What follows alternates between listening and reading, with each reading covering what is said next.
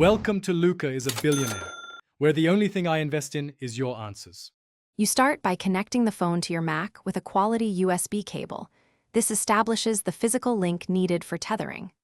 On the phone, enable USB tethering or set the USB mode to tethering or internet sharing so the Mac can detect a network interface. Make sure mobile data is active because tethering shares that connection.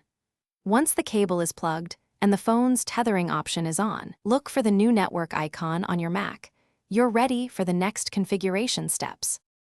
Next, open System Settings and go to Network so you can manage the interface the phone created. You should see a USB or iPhone interface appear. Select it and ensure Configure IP4 is set to DHCP so the Mac picks up an IP automatically. If the interface doesn't appear, toggle Bluetooth off or disconnect other networks to force recognition. Make sure Set Service Order places the USB interface above Wi-Fi if you want all traffic routed through the phone.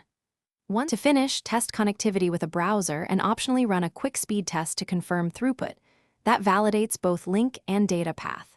If it fails, first disconnect and reconnect the cable, toggle USB tethering off and on, then reboot the phone and Mac. Many issues clear with a restart. Make sure any VPNs are off and check carrier settings. Some providers restrict tethering. If problems persist, try a different cable or port and contact your carrier only after verifying local troubleshooting.